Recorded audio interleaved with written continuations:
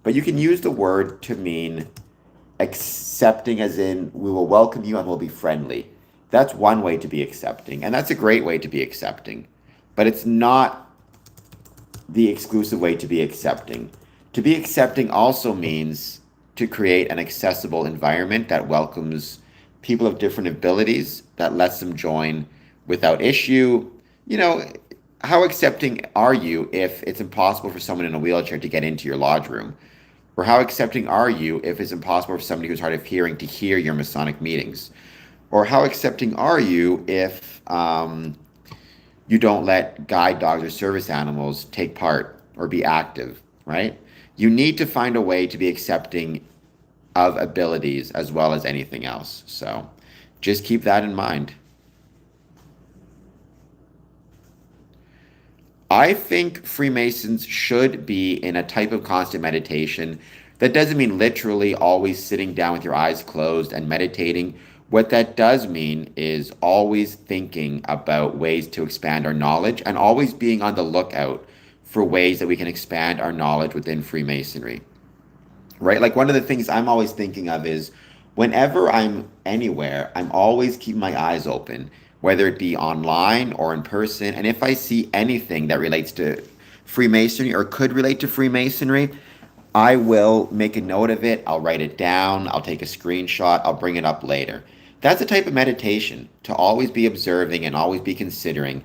Like, for example, again, when I got these cards, if I could get them now, when I got these cards here, one of the things that I thought of is, hey, those would be really cool to give to Freemasons who, when they get their ritual book. So as they get older, they can still read their ritual book and their cipher. Again, there's not, you could say, what does a magnifying card for those who are hard of seeing have to do with Freemasonry? Because I'm always in that state of deep observation and deep observing of things, I'm able to make these connections. And that's something I really love to do. Um,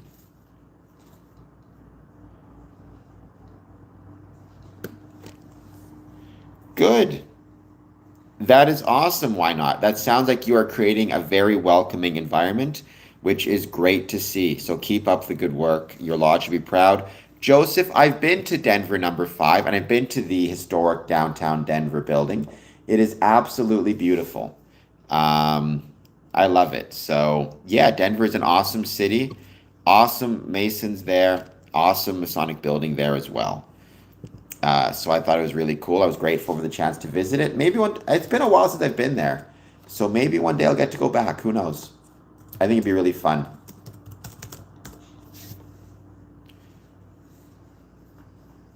to attend Denver number 5, to attend the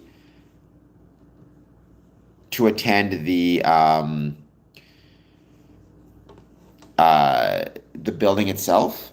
Are you a Freemason? I'm assuming you are. I'm gonna get a drink of water. I'll be right back. I need to drink more water. I need to be more healthy.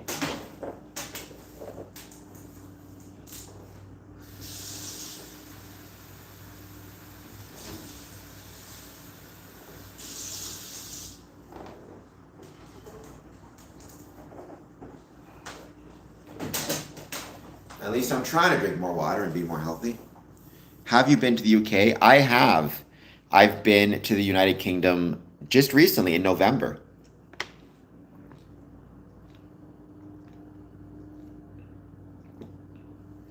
And it was beautiful. I loved it. One of my favorite places in the world. My family's from the United Kingdom. My dad is from Northern England, and I have a lot of family still living there. Basically, my dad's whole side of the family is still living there. So nice, Joseph. Junior Deacon's an awesome spot. JD is an awesome spot.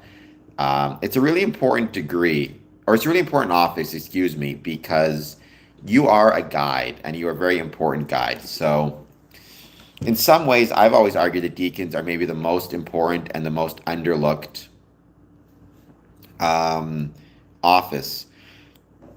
But in my experience, so much of what happens in a degree and during a degree, um, you're taking the lead of the junior deacon. If you have a junior deacon that's nervous and scared, the entire lodge becomes nervous and scared, right? You kind of set the tone.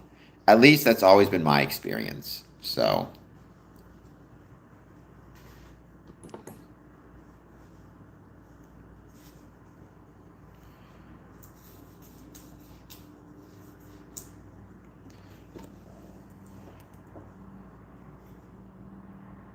I'm glad though that you are here. Joseph, do you follow me on any other sites out of curiosity outside of YouTube? Like, do you follow me on Medium? Do you follow me on Instagram, on Facebook? If not, I hope you'll do so.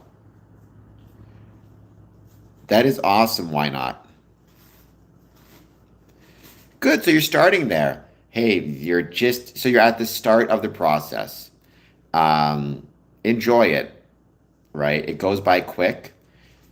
You're going to blink, and next thing you know, you'll be sitting as the senior warden, and then next thing you know, you're sitting as the worshipful master. So enjoy it, and be grateful for the opportunity. But I'm sure I don't have to tell you that, um, especially the first time through. I've said before, it can get a little bit, Freemasonry, you can definitely burn out if you're not careful.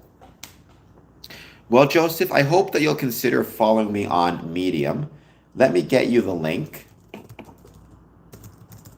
and I hope that you'll check it out. You can follow me on Medium completely for free.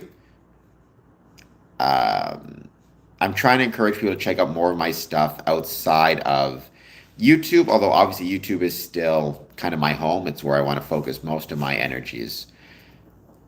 I have other sites as well. Let's see.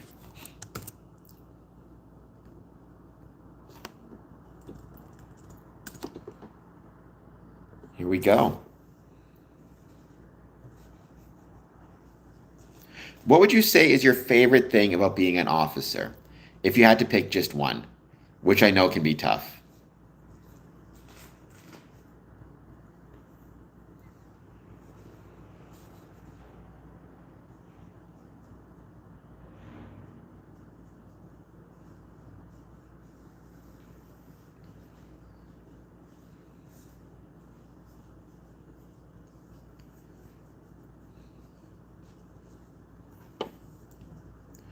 And we're going to give it a couple minutes, wait to see you jump back in to say hello. Or let me know if you have a favorite part of being an officer thus far.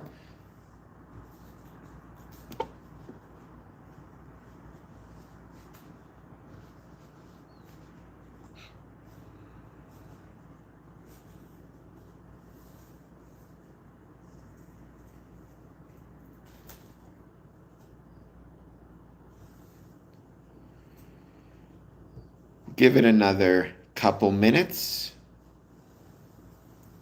Don't forget about those super chats, all that good jazz. My favorite thing was receiving the key to the lodge.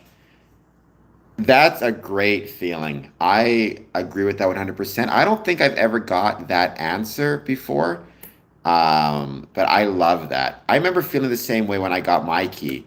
It's this sense of you go from being like you're still a member, but now it's like you're a member plus, or I don't even know what the right word to describe it is. You've been trusted with access to the building.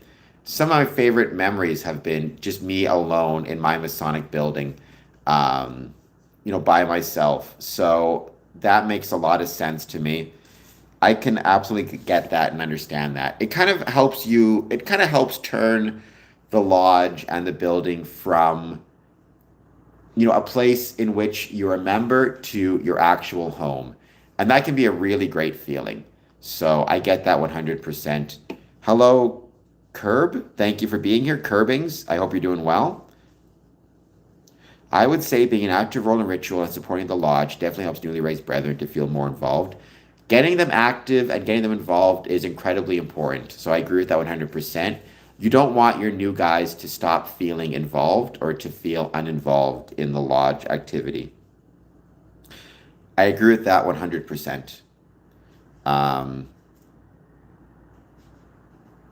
To my knowledge, Putin is not a Mason. I've never seen any evidence that he is. I don't believe he is a Freemason. So no. basically.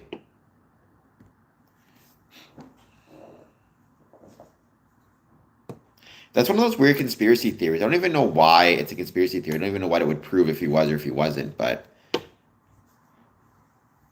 N.W. London Man, I'm sorry about that. It sucks. I mean, I don't know if you knew him or not. Obviously, if you knew him or were close to him, then it's going to feel a little bit harder. If you didn't know him and you're kind of going more for the sense of duty, it's probably not as emotionally challenging. But either way, Masonic funerals, it's a weird way to describe it, but they are a very important part of our craft, and they can be a very valuable part of the craft for the lodge and for the family of the deceased to actually see the brethren show up, take their time to care about the Mason. It's an important thing. I don't think you have, Pastor, or you may have seen a fake picture. Artificial intelligence, it's one of those things, right? You can take AI and tell it to create any type of picture you want, including, Putin in Masonic dress. There's not really robes in Freemasonry also. Um,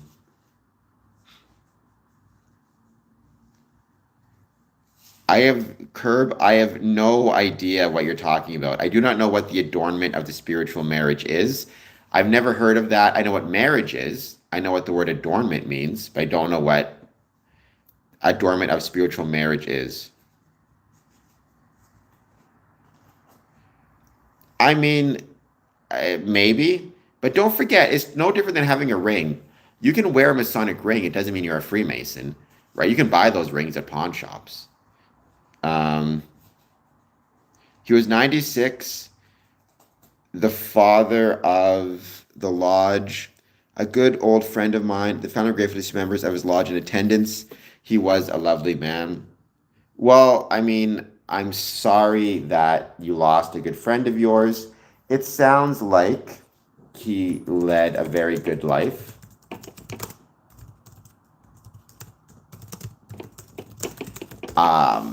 I've said this before. Um,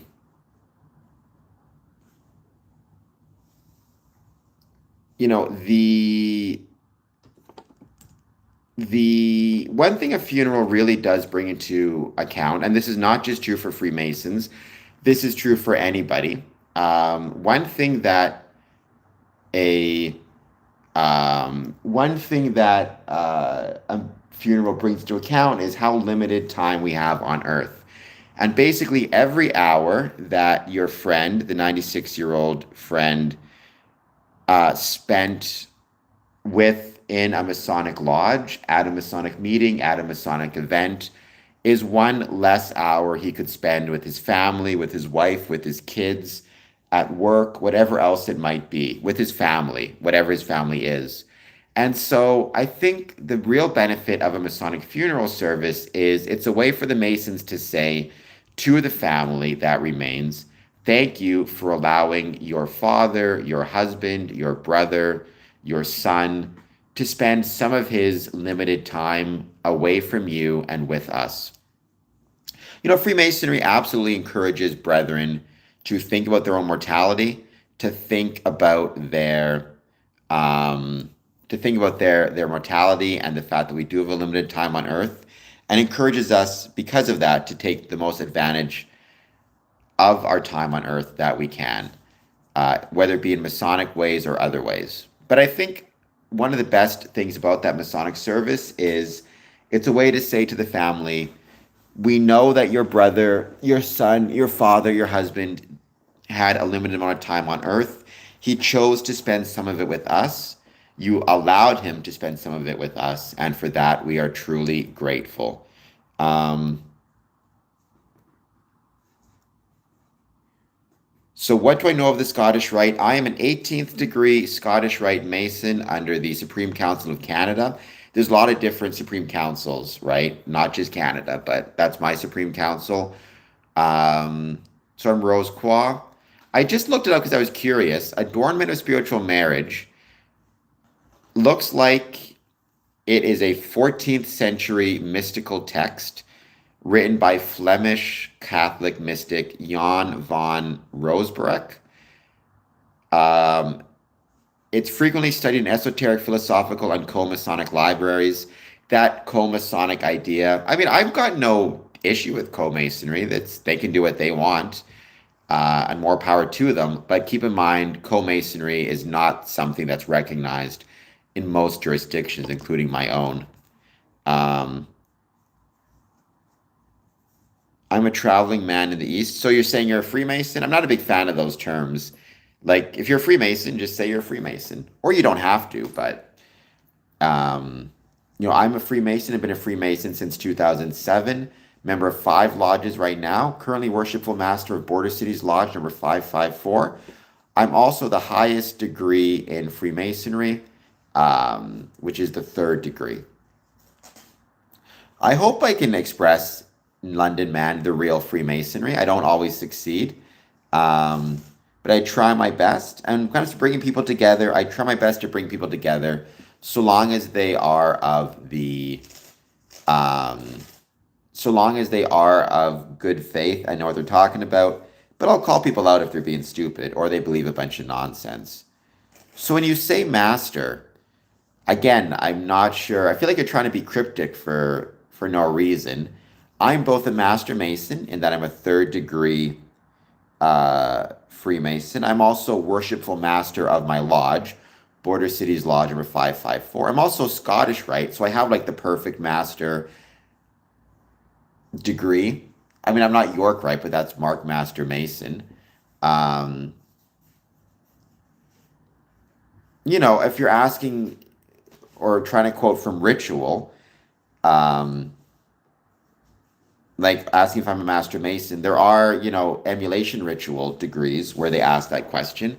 But obviously, I'm not going to give the answer to that from ritual here on the stream. For that, you got to join. But I have been I was first worshipful master of Windsor Lodge in 2015 and 16, and then worshipful master of Harmony Lodge, and then current worshipful master of Border Cities Lodge. So, all of the above.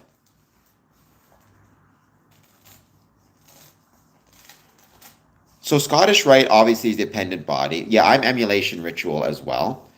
Um, right. In Canada, most lodges are emulation ritual. There are some Irish lodges, though, close to me. Obviously, in the States, it's all Preston Webb or York Rite.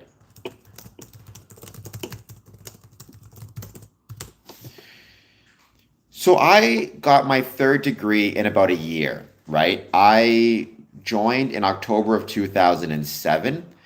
Um, I spent I October 2007. I was a master mason.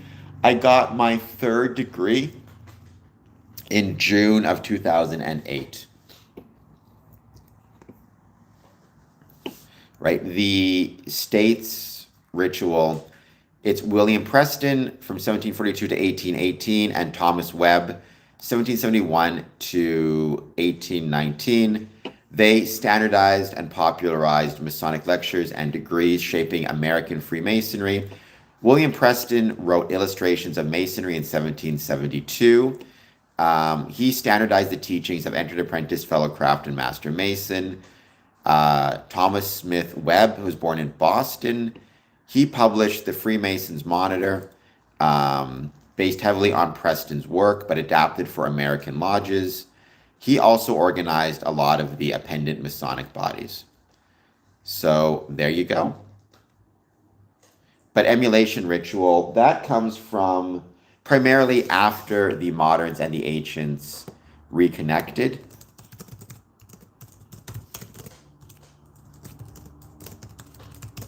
Let me just see if I can get the info. 1813, when they reconciled and they created the Emulation Lodge of Improvement, established in London in 1823 to preserve and standardize the agreed upon working ritual. I was Alcatraz, and believe me, I'm feeling a lot older now than I did back then, that's for sure. How are you doing? Thank you for being here. We do. Initiation, passing, and raising. Yeah, you initiate in the 1st degree, pass to the 2nd degree, raised in the third degree.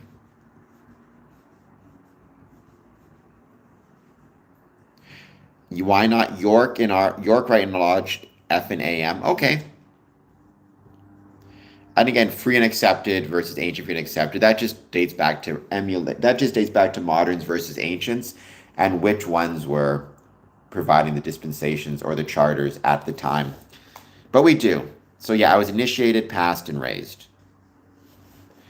I haven't been doing as much as I'd like to, Curb. I mean, I was doing those push-ups as part of a challenge, which was, I forget the number, but a certain number of push-ups over, I think it was like 2,000 push-ups over 30 days or something. So every day you're given a different number to do.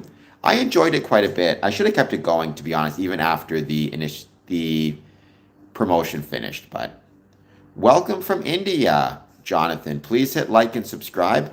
It's definitely not my birthday, but if it's your birthday, then happy birthday.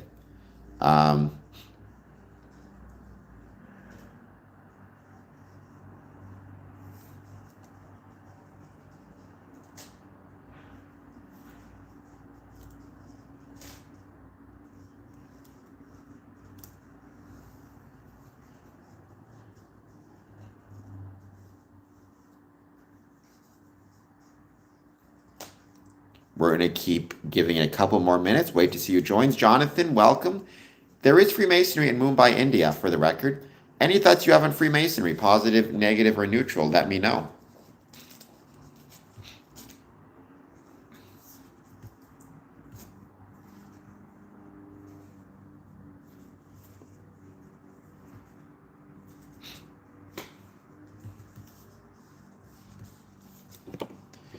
And thank you, as always, for joining us. I just want to give it a couple more seconds to see if we get anybody else jumping on. But I hope you're doing well, Jonathan. I think you're new to the stream, right? I don't think I've seen you here before. So let me know what's happening.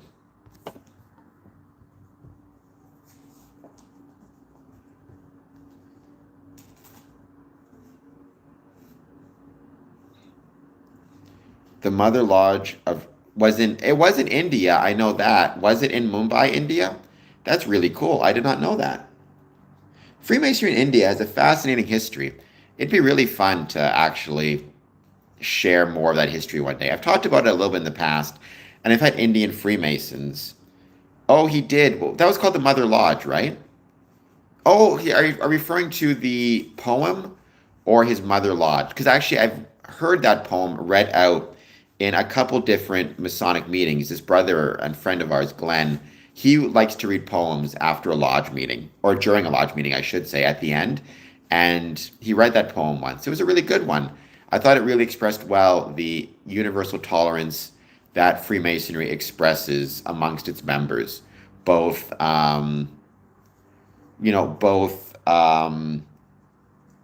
its religious tolerance and ethnic tolerance. It's a beautiful poem. Hello, Razul Singh. Thank you for being here. Chris, I mean, it did. The earliest Masons in India were British military encampments, if I recall correctly. Let me just double check. Earliest Masonic lodges in India from, I believe they were British military encampments. Yep, Grand Lodge of England.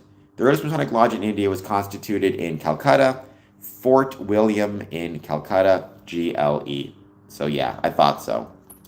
I mean, Freemasonry spread a lot of different ways, but primarily in many places it spread through military encampments and military engagements. Good for you, why not? That's a really good skill to have.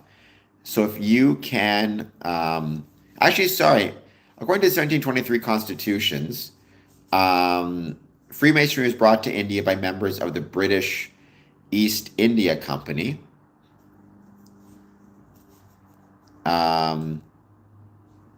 Established under the Grand Lodge of England, number 72, consecrated 1728 at Fort William, Calcutta. That must have been a military fort, though, right?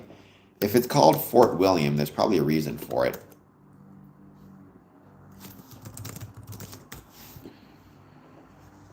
Yeah, historic military fortress and citadel located on the eastern banks of the Hooghly River in Calcutta. So it did start in a military base. It's interesting, historically, you still see examples of Freemasonry existing in historic in military bases in 2026, primarily in the Middle East and primarily on American military bases. So that's kind of a really cool thing to note. Um,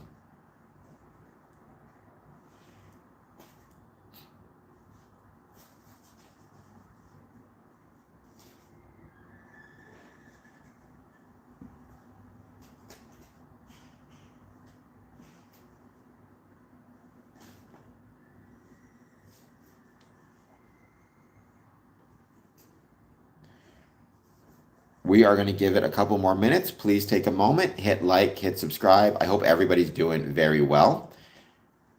Hope you're having a good day. Hit that like button, the subscribe button. Any thoughts you have on Freemasonry, positive, negative, or neutral? I hope that you are doing well. What's your favorite poem? Why not? If you had to pick one, I think I might pick. I know I can't even think of the name of it. The Wastelands by T.S. Eliot. I think that's kind of a fun poem.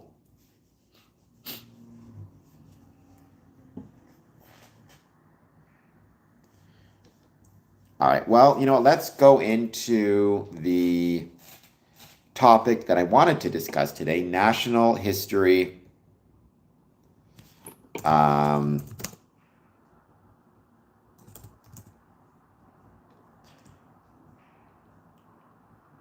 Is it? I don't think that's true. I mean, maybe I'm wrong. I have no idea. Why is it a Masonic nursery rhyme? I've never heard that before. It seems questionable to me. So, as our Prime Minister here in Canada pointed out on June 1st, Indigenous peoples have been stewards of the land and waters in Canada since time immemorial. Today, they are helping to shape Canada's future. This National Indigenous History Month, we honor the histories, cultures, languages, and enduring contributions of First Nations, Inuit, and Métis across Canada. Together, we can lay a stronger foundation on which to build a better future for all. I think this idea of contributions of First Nations, honoring the histories, cultures, languages, and enduring contributions of First Nations, Inuit, and Métis. I think we in Freemasonry can help and assist with honoring the histories, the cultures, and the languages of the Indigenous and First Nations people within Canada. I do want to take a moment to read out some of the other posts before I go into the specifics of what we within Freemasonry can do. And this is something I actually wrote about on Medium as well. So you can find it there also. L.N. Greenleaf was the only Masonic poet, but he helped start Freemasonry in Colorado. That's really cool. I did not know that.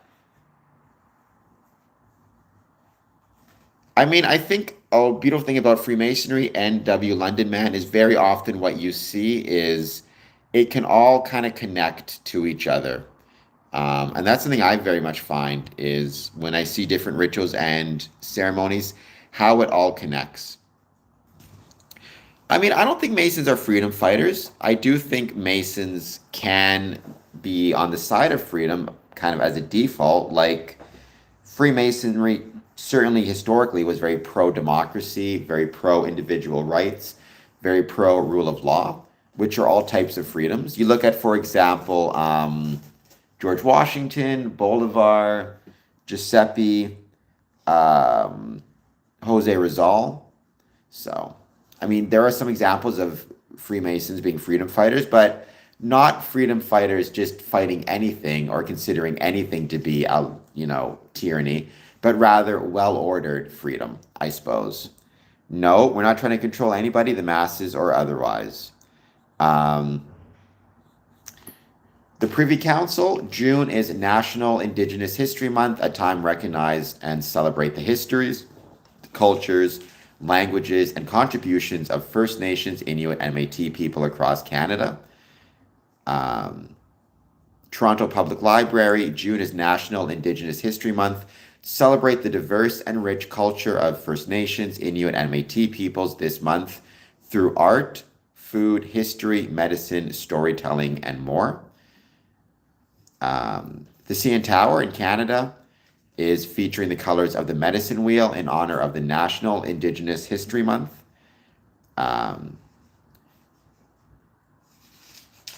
The joint statement, I'm going to read this out. It's been, if you know Canada, you know this joint statement is in both English and French, but I'm going to stick to the English version. Today, Ministers Alty, Gull-Masty, Chartrand, and Miller issued the following statement.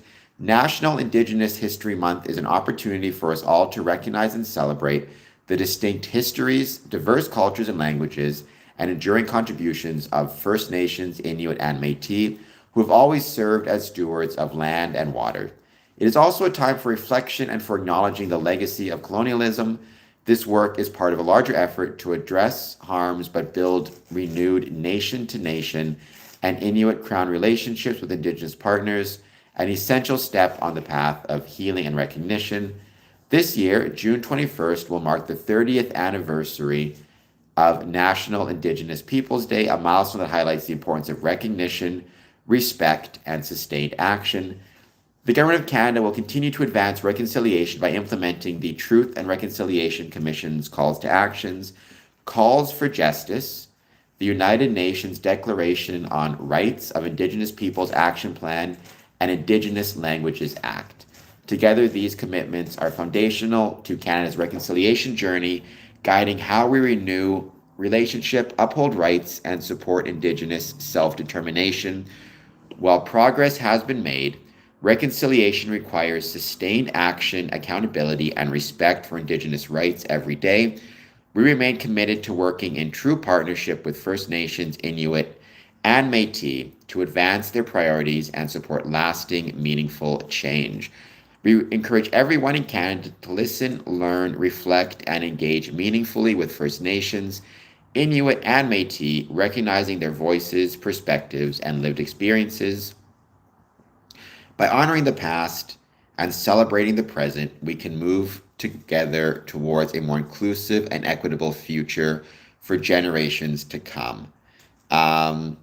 We do not follow the original architect Nimrod.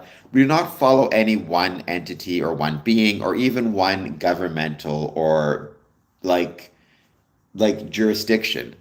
Within Ontario, my Grandmaster is responsible for Freemasonry in Ontario. You compare that to England, they have a different Grandmaster who has different responsibilities and different jurisdictions. There is no single Masonic governing body. There is no single governing Masonic belief. There is no single Masonic jurisdiction or constitution. That's not how it works, right? And Freemasons are not the Illuminati. No, I mean, Chris, I think you probably read Mackey and you probably read the Regius poem. Those are apocryphal. Those are not literal. Those are legends and stories. We do not actually rebuild society after the floods. Now, if you want to say stonemasons are builders and built things after the floods, then sure. But I mean, that's also true of carpenters and any tradesman and tradescraftsmen. I think, Chris, you may be overreading Mackey and taking it literally when it should be taken as legendary. The Regius poem as well, for the record. So I want to read this section again. This year, June 21st, will mark the 30th anniversary of the National Indigenous Peoples Day, a milestone that highlights the importance of recognition, respect, and sustained action. The Government of Canada will continue to advance reconciliation by implementing the Truth and Reconciliation Commission's calls to action, the calls for justice through the federal pathways to address missing and murdered Indigenous women, girls, and 2S LGBT people, United Nations Declaration of the Rights of Indigenous Peoples, and the Indigenous Languages Act. I want to go back to those 2 points. The Government of Canada will continue to advance reconciliation by implementing the Truth and Reconciliation Commission's calls to action and the calls to justice through the federal pathway to address missing and murdered Indigenous women. We in Freemasonry can also address and implement the calls for justice through the federal pathways for Missing and Murdered Indigenous Women's Act, I've actually written about how we in Freemasonry can do that. And I want to share what I wrote here in just 1 second. There are no secrets in Freemasonry. There's private information. Maintaining the privacy of that information maintains the bonds of brotherhood between past, present, and future generations. So, I wrote this a couple of years ago now, May 17th, 2023, so 3 years ago, which is insane to think it's been that long. But regarding the report, the National Inquiry into Missing and Murdered Indigenous Women and Girls final report, and the calls for justice therein, the final report contains 231 calls for justice divided into 18 sections. Many of these calls are directed towards government and governmental agencies. However, 2 of these calls relate specifically to Masonic organizations, or could relate specifically to Masonic organizations, including but not limited to Masonic lodges. Ensure authentic and appropriate representation of Indigenous women, girls, and peoples, inclusive of diverse Indigenous cultural backgrounds, in order to address negative and discriminatory stereotypes. So do we have Indigenous women involved in Eastern Star, involved in Rainbow, involved in Order of Women Freemasons? Support Indigenous people sharing their stories from their perspective, free of bias, discrimination, and false assumptions. Decolonize by learning the true history of Canada and Indigenous history in your local area. Learn about and celebrate Indigenous people's history, cultures, and pride. Create time and space for relationships based on respect as human beings, supporting and embracing differences with kindness, love, and respect. So, some possible ways that we within Freemasonry can engage with these calls for justice. And there are many ways I may not have thought of, for the record. Invite First Nation groups or individuals to speak at Masonic meetings or events, during refreshments, during a virtual event. They can talk about the history of their people and their group within the community, within the land that the Masonic Temple meets on, including land acknowledgements as part of lodge correspondence at the start of meetings or other official or unofficial events. Inviting First Nation groups to engage in private or public ceremonies. You could do a smudging event at the start of your meeting. Using a daily advancement in Masonic knowledge to learn more about the history of First Nations and Freemasonry. One great source, Native American Freemasonry. Read the National Inquiry into Missing Murdered Indigenous Women and the Truth and Reconciliation Commission's recommendations. Recognize National Indigenous Peoples Day. You can create a social media post, a comment at a meeting, add it in your correspondence, or a combination of all of the above, or hold a special event. Have a meeting with, or invite the Oklahoma Indian Masonic degree team to attend your lodge and put on a 3rd degree or take part in a education session. Try having, for example, maybe at one of your meetings after the meeting or before the meeting, when you're serving refreshment, you serve traditional First Nations or Indigenous food based on where you're at. For example, if you're in British Columbia, my assumption is the traditional Indigenous food might be more seafood based. It's going to be salmon. It's going to be bannock. It's going to be certain types of plants that are local to the area. If you're in Ontario, it's going to be a different type of food, but nonetheless, celebrating the local cuisine and local food or traditional food of the Indigenous peoples in your area can be a great opportunity. Try including within your Masonic summons, maybe every now and then you include a message in an Indigenous language, right? We want to celebrate and preserve those languages, and there's good ways to go about doing that also.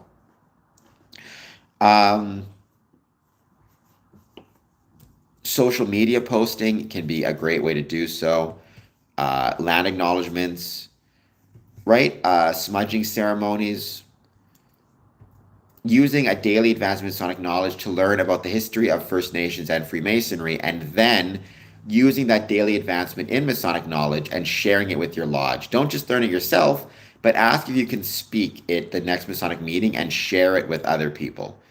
Those are just a few ideas um, that I hope you guys will consider.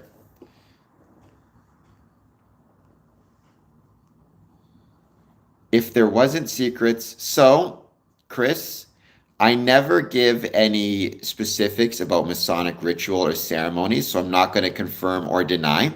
Here's what I will say though. I was a uh, I worked in a legal aid firm for many. It is pretty awesome. Why not? And that's a great way to support First Nations.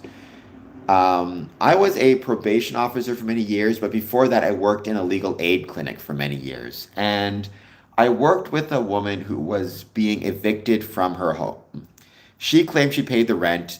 The landlord claimed that she didn't pay the rent. And so at one point, we're going over the receipts from her rental payment or whatever it is. And she said, if I'm lying to you, I'll rip my tongue out and, God can strike me dead. She was an immigrant, and I guess she just felt that, she wouldn't be believed. So when she's talking to me and she said that, she didn't mean it literally. Even if she was lying, I don't think it's actually possible to rip your tongue out physically. And I don't think she actually expected God to strike her dead. But the point was, it was incredibly important for her that I believe what she's saying. Um, and she was using the metaphor of physical punishment or physical harm to express the importance of what she was saying. And that's something we do all the time in humanity. When you're talking about cross your heart and hope to die, you're not literally saying you will cut into your heart and, cross it, or that you are actually hoping to die. You're using a metaphor of physical harm to express the importance of what you're saying and how important it is that you want it to be believed. Freemasonry is the same way. We use the metaphor of physical harm to express the literal truth, which is what we are saying is important and it matters. But at the end of the day, if somebody chooses to break their obligation, which can happen, then so be it. They will not experience any harm other than maybe the emotional harm of knowing that they broke their word. But people do it all the time, so be it. If there was truly this major punishment, you'd be seeing all sorts of people being harmed. But the fact is, the secrets are all out there for the public. If you don't join Freemasonry, though, you're not going to know which ones are legitimate and which ones are illegitimate. So you need to keep that in mind and remember that as well. So first of all, Chris, we don't even know if King Solomon existed. My suspicion is he's a legendary figure and not a real figure. In the same way, King Priam of Troy was probably a legendary figure, not a real figure. He's a legend, though. You got to understand, Freemasonry evolved from stonemasonry. Stonemasons are obviously going to be first and foremost interested in and fascinated by examples of stonemasonry throughout history. That includes examples related to, King Solomon's Temple was a great example of probably apocryphal or legendary stonemasonry. The pyramids are another one. But I personally don't take any of that stuff to be real. I'm not even sure if King Solomon's Temple existed. Probably did. There's probably some type of great building on Mount Moriah, but I do question it. I went to law school, so I graduated from University of Windsor Faculty of Law. Um, it's an amp. I'm not sure what an amp of frequency is that you're referring to. Do you mean King Solomon's Temple? I mean, not all. I mean, when you say Masonic temples, King Solomon's Temple is a very important symbol within Freemasonry, and King Solomon is a very important figure within Freemasonry, but it doesn't start and it doesn't end with him. This obsession with King Solomon is something you see more outside of Freemasonry than inside of Freemasonry. Hello, Eric. Thank you for being here. I hope you're doing well. I hope you'll hit the like and subscribe button. If you're not, hit the like button. By the way, to everybody watching this, I hope you'll take a few moments. Well, the Rosalind Chapel Is that the earliest or is it St. Mary's Chapel? Let me just double check something quickly. Because the Rosalind Chapel, it's from 1450, something like that. Um, but I think it's St. Mary's Chapel is the earliest example of Freemasonry of speculative Freemasons. Let me double check just to make sure I got this right. It was in 1634. The Anderson brothers. Let me make sure I got this right. The Lodge of Edinburgh, Mary's Chapel, number 1, is the world's oldest continuing operating Masonic lodge.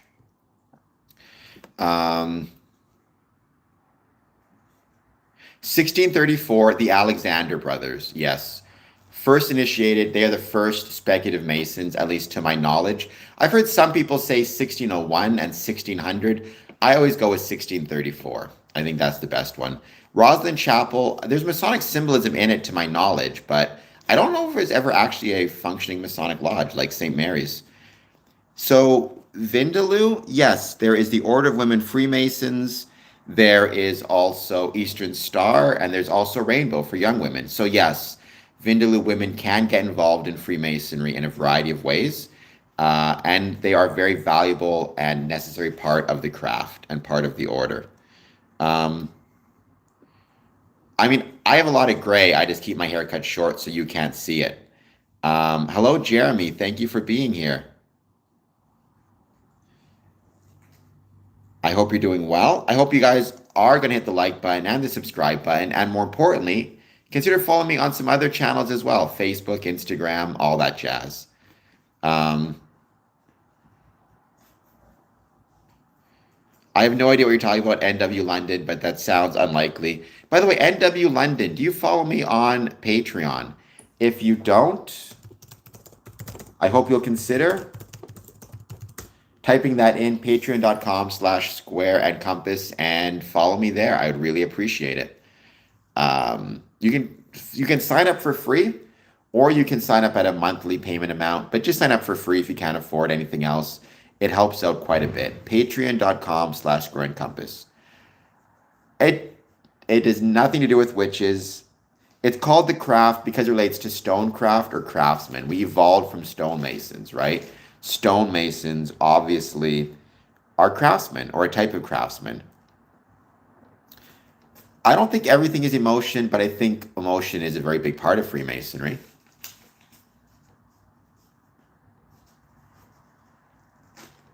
I mean, Chris is being very silly, but I don't think Chris is. Um, I mean, I think Chris is incorrect, but I don't sense from Chris any trolling or any bad faith. He seems to be listening to what we're saying. He's just incorrect about some stuff, about a lot of things. Or I think maybe he's taking from stories from some places much too literal, right? Like I don't believe in Nephilim. I don't believe in I like I said, I'm highly questioning. I've called people stupid. Don't get me wrong, if they're deserving of it. I don't think Chris is, because he seems to at least be listening and responding to what's being said, and not repeating the same points over and over again. But I do think you're wrong, Chris. You're taking things way too literally. Nephilim are supposedly some type of biblical giants mentioned in the Book of Enoch, which is not a recognized biblical book, nor is it a recognized book in Freemasonry, for the record. But some scholars think that King Solomon, well, when I say scholars, I use scholars very loosely. I would describe them more as fan fiction history writers, believe that King Solomon, when he was building King Solomon's temple, used Nephilim. Now, from Freemasons' perspective, we would say stonemasons were used to build the temple of King Solomon, in the same way stonemasons were used to build the pyramids and used to build any other item that evolved from or uses stone. So there you go.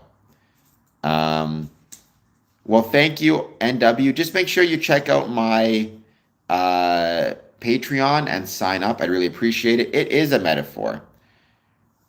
I mean, Freemasonry does not teach immortality. I don't think immortality is possible.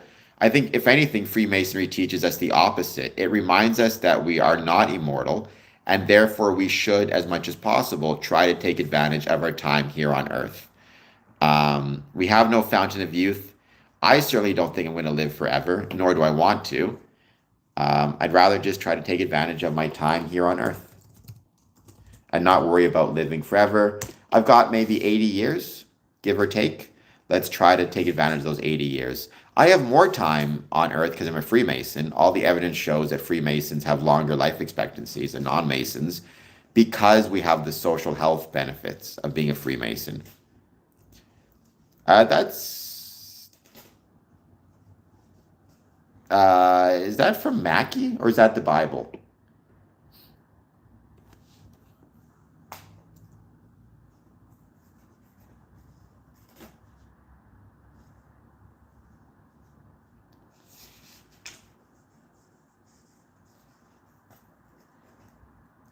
Thank you. Same to you, NW London man. Thank you, Andre. I'm glad. Different metaphors and explanations to explain the value of Masonic privacy, Masonic secrets, why we keep certain aspects of it private and secret. So if it made sense to you, I'm glad. I've been on for 2 hours, which honestly, Eric, is not a crazy long stream compared to other streams I've done in the past. I am considering doing another 24-hour stream at some point. I just don't know when. Just because I've done them in the past and I always really enjoy them.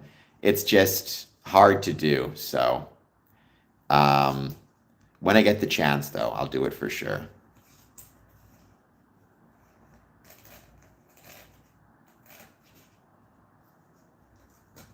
But Andres, I'm glad that it made sense to you. And as always, once again, please hit like, please hit subscribe. Any thoughts you guys have on Freemasonry, positive, negative, or neutral, I'd love to hear them.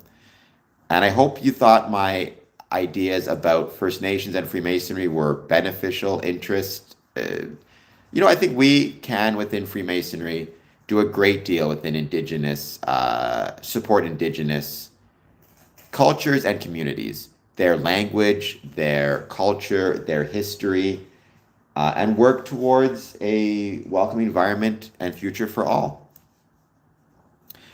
Eric, I mean, I'm going to take what you said and make it Masonic.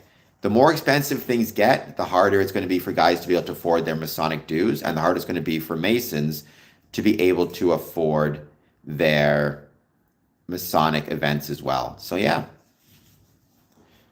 you're absolutely right.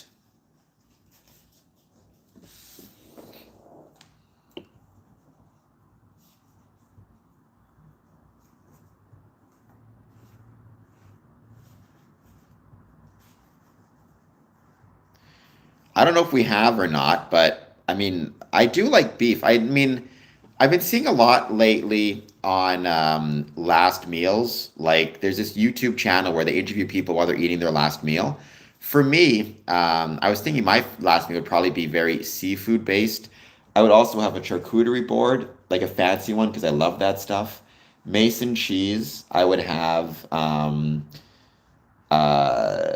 antipasto. I'd have a platter of different types of pickled items. I love pickled carrots, pickled veg of any sort. I love a vegetable tray, a healing latte from Glenview Grind, coffee, apricot pie, peach pie, and blueberry pie. And then raw oysters, oysters from a tin, shrimp, and lightly breaded fried fish. So pickled eggs, I don't mind them, but in terms of pickled things, that's my least favorite stuff. For me, it's more pickled veg. That's what I love. Pickled asparagus, pickled garlic, pickled carrots, pickled pickles, obviously. That stuff I love the most. Um, Jason, I have no idea. I mean, there's been many famous Indigenous actors throughout the years.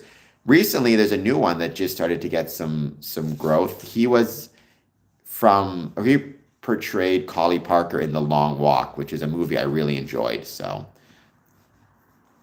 I mean, Masons may talk about the occult on their own time. It's not really something that I've ever seen come up in Masonic meetings, and it's not something that really interests me either. So, no.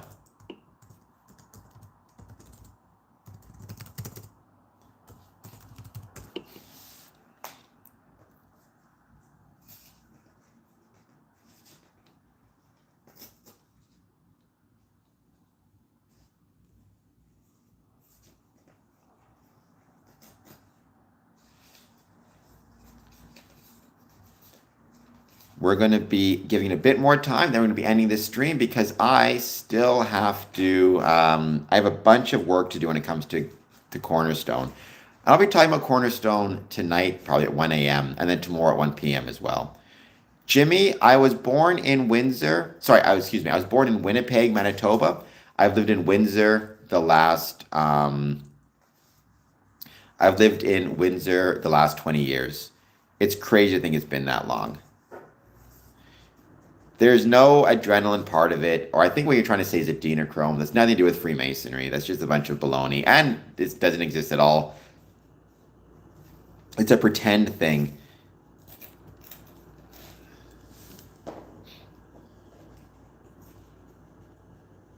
Jimmy, too far? Welcome from the GTA. I've been to the GTA a whole bunch. I've spent a lot of time there. Windsor's pretty close to it. I'm always going there to fly out of Pearson or whatever it is. Please hit like, please hit subscribe. I would truly appreciate it. I do not break people out of prison. I used to work in a jail, actually. I worked in a jail for about 5 years. I would try to help them take counseling and programs and services so that when they got out of prison, they had the best shot at reintegration. When you say you're a Freemason, awesome. Where are you a Freemason in Toronto? The GTA has a ton of Masonic lodges throughout it. Obviously, our Grand Lodge is located in Hamilton. You've also got the Scottish Rite Club there, which is an incredibly beautiful building. There's a reason that building is used in so many movies and television shows. I've had the chance to visit a few different Masonic buildings throughout Toronto and the GTA in general. Outside Toronto, Port Perry. Don't think I've ever visited the lodge there, but I'm sure it's beautiful. Toronto has a really cool Masonic history. I don't know if you know this, but it is National Indigenous History Month in Canada. What I was talking about before you came on is ways that Freemasons can be engaged and involved with that and kind of celebrate the connections between Indigenous peoples and Freemasonry. There are several. People don't realize how many there are, to be honest. It's a really cool history. Chris, no, it's not. I don't think you know what you're talking about. Jimmy, you're just looking at way too much nonsense online and social media baloney. Jimmy, is it Fidelity Lodge? That's the name of your lodge? I would love to visit it one day. I think it'd be really cool. Are you guys, I'm assuming, as with most Ontario Masonic lodges, you guys are going dark over the summer? Not every lodge does. People seem to forget, but the vast majority of them do.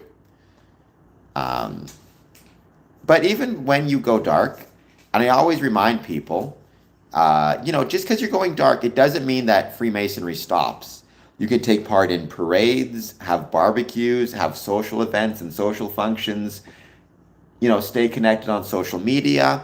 You can study your ritual. You can start planning for next year or for September. And I hope that you will do that. Summer can be a really great time to reset, regrow, and re-engage. I think that's a really beautiful thing that you can do during the summer that sometimes we forget because we're so focused on cottage, beach. Bring your Masonic ritual book with you to the cottage and study it on the lake. What more beautiful place to do than that? Hello, Jay Tender. Please hit like and subscribe. You do not, so why not? A lot of lodges don't. In Ontario, my experience is the majority of lodges do go dark, but in America, I find a lot of lodges don't go dark over the summer. All right, I don't mind people saying stuff a few times, but once you keep repeating, it gets a bit much. So just relax a little bit. Jay Tender, hello. Thank you for being here. I think you're new to the stream, so please hit like and subscribe. My question is a key unlock all lock. Truth, I have no idea what you're saying.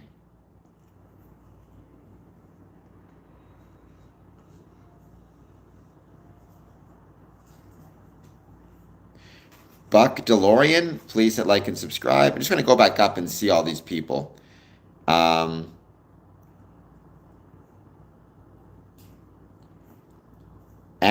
I have no idea what the Hiram Abiff sacrifice on the altar story being for the good of America means.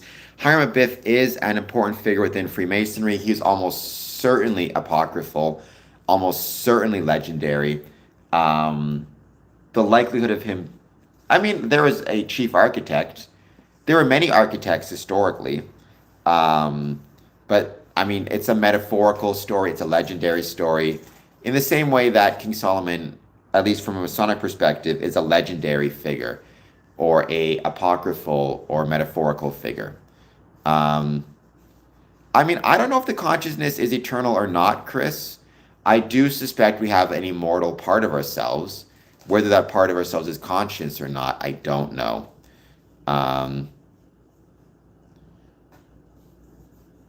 I mean, I think, even though, Chris, I think pretty much everything that you've said is wrong so far, I do agree with that. Fear is probably not a helpful thing. If you're still there, Jimmy Too Far, is your lodge doing anything for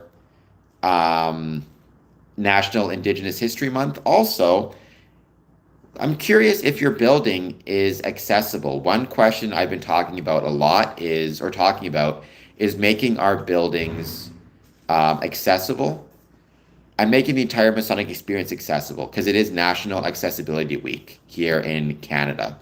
And I think it's worth celebrating the ways that we can make our Masonic experience accessible. From the moment a brother leaves his house to come to lodge, to the moment he leaves the lodge and returns home.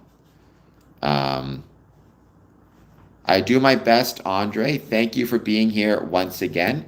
Thank you for everybody who's helping support this channel. We made it to over 4,060 subs, so I'm grateful.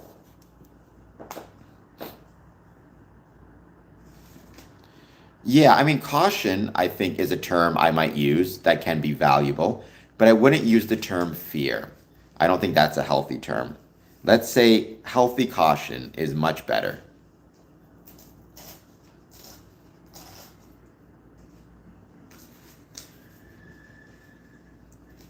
Instead of trying to control everything, focus on, like, one of my favorite terms is controlling the controllable.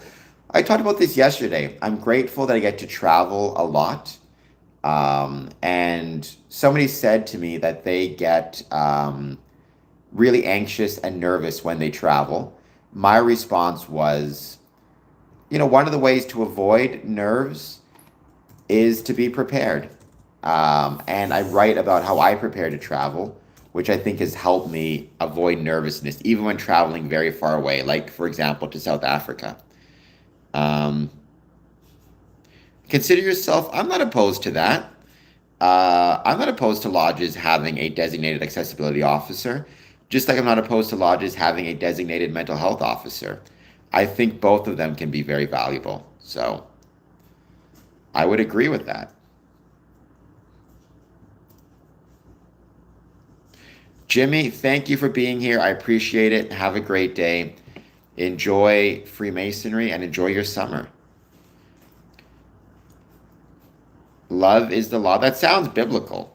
I feel like I've heard that in church before.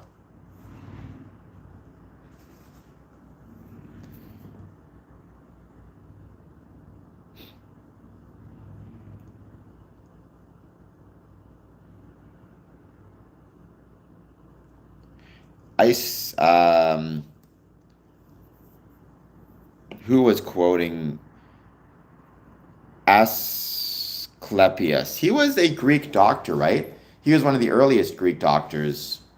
I think he might be the earliest Greek doctor we have recorded, if I'm thinking of the right person. I think our ability to love one another is a gift. Not every creature has it, so we should be grateful for it.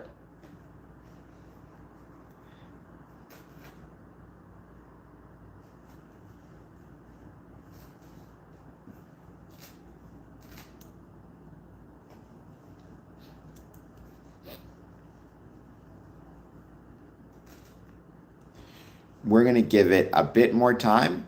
Wait to see who joins. Please take a moment, as always, hit the like button, hit the subscribe button.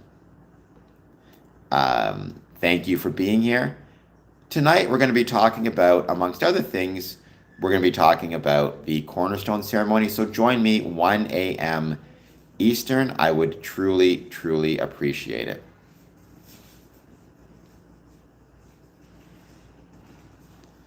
I've heard people say that Jacob's ladder is a metaphor for the spine. It does lead to the brain. You could argue to the root of knowledge. So there is maybe some truth to that in a very metaphorical sense. But again, metaphor is good. Once you start to take the metaphor too literally, that's where problems start. I see that with a lot of conspiracy theorists and people who don't understand Freemasonry. They take metaphor and symbolism and view it as it's real, which is not the case.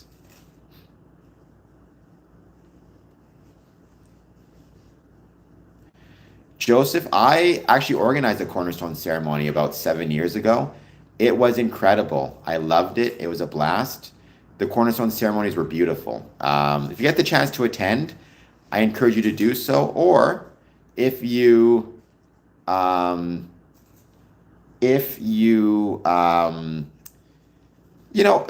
of a building that's being built in your area, especially one that has some type of importance, civilly or otherwise, I would suggest you check it out and maybe consider trying to organize a cornerstone ceremony. They're not crazy hard, but they're a lot of fun and they're really cool things to do. So consider it. They're beautiful. Cornerstone is a very important. Cornerstone ceremonies are one of those public ceremonies that are really, really fun. So.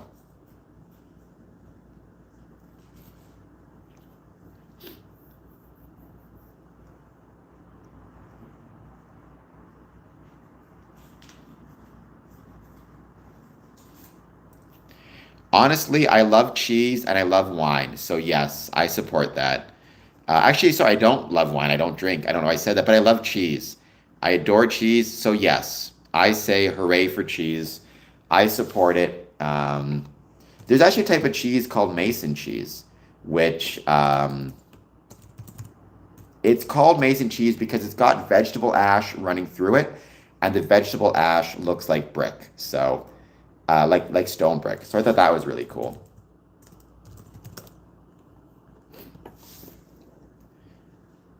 Thank you for the star. That's incredibly kind. I appreciate that.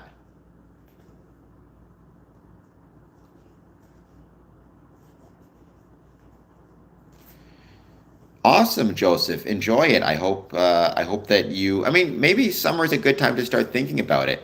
So when you come back after the summer, you can have a presentation prepared and encourage brethren to consider the cornerstone ceremony.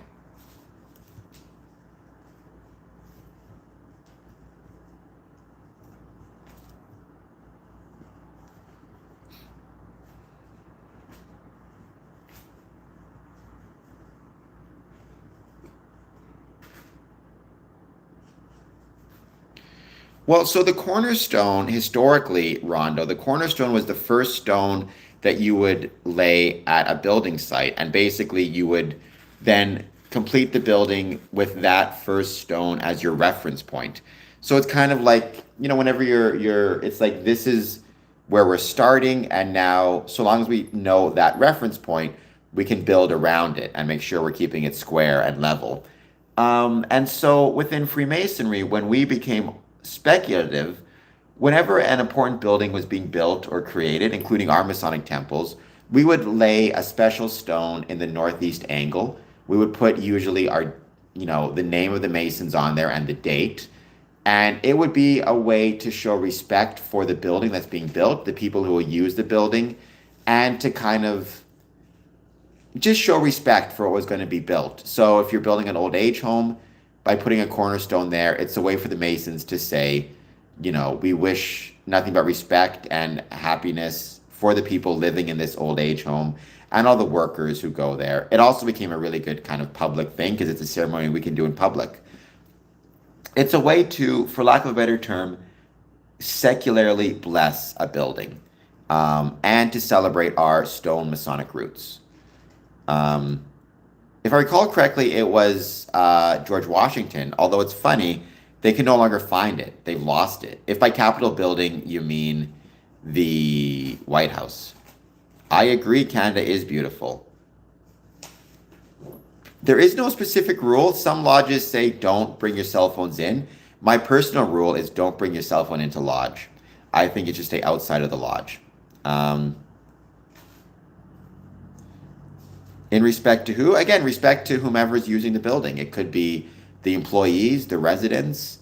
Like we did a cornerstone ceremony in Windsor for the new city hall, and it was meant to be a sign of respect for everybody who works in that building for our city in public service, whether at the political side or the civil side.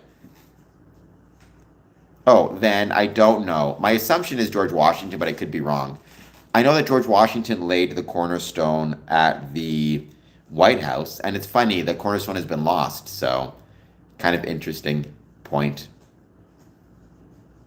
The cornerstone ceremony is a public ceremony where Freemasons gather, place a stone in a designated spot at a building, usually before it's built, but sometimes it can be done afterwards, and the building will just be displayed or the block will just be displayed in a location. It's meant as a way for Masons to demonstrate respect, gratitude, and kind of support for a building project in a city or community. Very often, it involves historically done ceremonies. So, for example, historically, you would, for lack of a better term, bless a stone with corn, wine, and oil. We'll do the same thing with the cornerstone in 2026 as a way to show respect to our stone mason roots. The Big Apple comes from Roman terminology. I've heard of him, Jim. From what I understand, he's full of nonsense if I'm thinking of the right person. Um,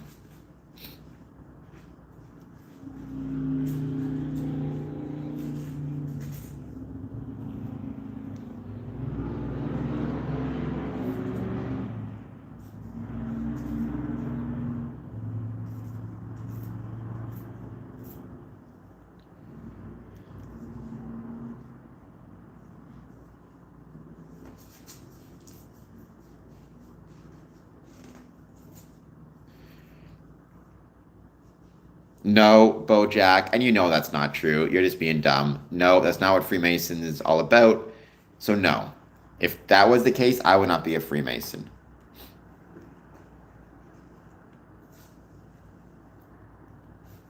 Well, that's not, if that's what they told you, then you were joining a clandestine lodge and probably a lodge that's doing illegal shit. So no. I don't know who the alien, like Neelix? I would like Star Trek Voyager, so I'll take it. Z Core Palfa.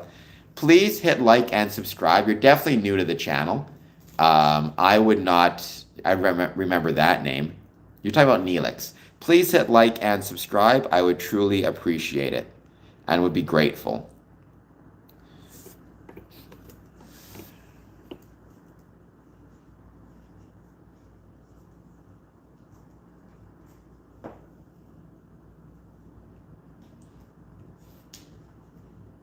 Yeah, well, I know New York. I mean New England, right? So yeah, York was part of it. Manly P. Hall was a Mason, but keep in mind he wrote a lot of his famous works well after he became a Mason. So this idea that he was a Freemason um, while he wrote, for example, Secret Teachings of All Ages is just not correct. He was a Mason about 30 or 40 years after, if I recall correctly. Thank you, Z Core Palfa. I appreciate that.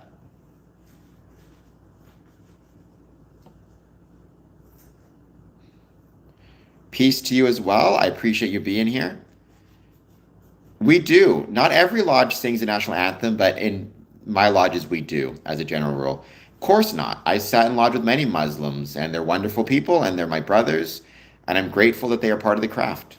Neither Freemasonry nor myself personally hates Freemasons. Hates Muslims. Hatred in general of a group based on their religion is silly. I'm definitely not a fan of Donald Trump. I don't know if I'd say hate, but dislike. Now, Freemasonry is not political. Some Masons may love him. I do not. I think he's a bad person, and I think he's making America a much worse place. We'll see what happens, though. Mob, please hit like, please hit subscribe. I'd really appreciate it. Support the channel, you know. Let me know if you have any questions on Freemasonry. Positive, negative, or neutral. I'd love to hear them. We got to free him. You know, he's been in jail for a long time. We've been trying to free him for about 400 years, so...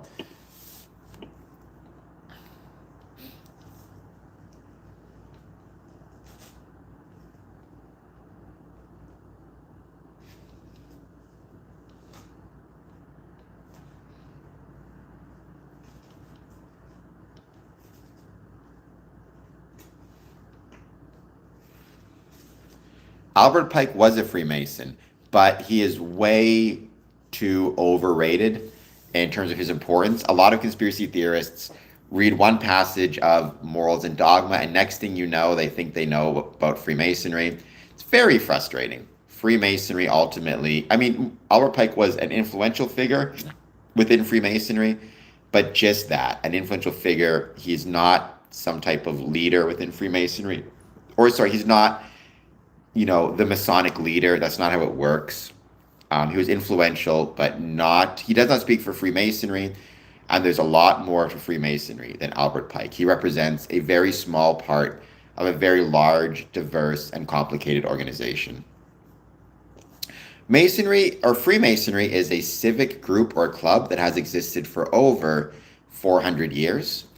And so, yeah, it is think about it like a club or a group. It evolved from stonemasonry in the Middle Ages and stone Masonic guilds.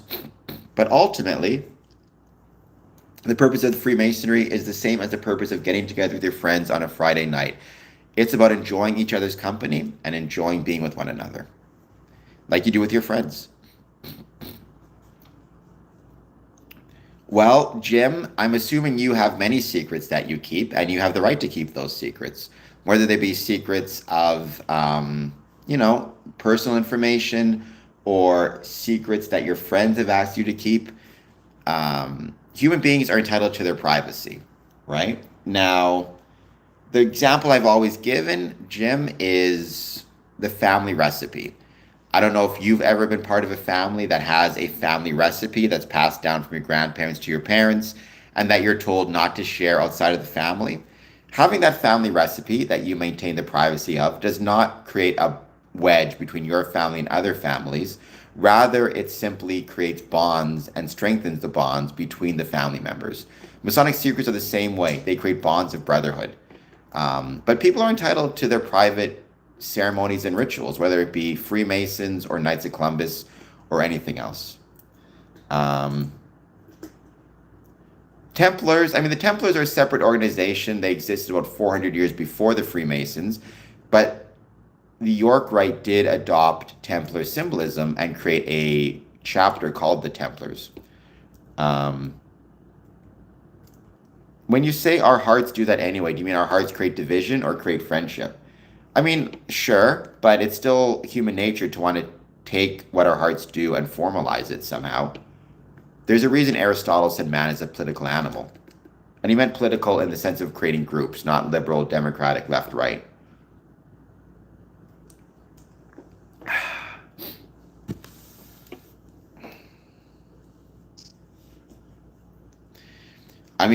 Albert Pike has been misunderstood for a long time. So, Jim, as a general rule, on the most technical sense, no, not in regular Freemasonry. There are Masonic lodges, especially in Europe, that are called liberal orders, and they do allow atheists to join. But I always say, the way we define supreme being is so broad that, in my experience, people might consider me an atheist.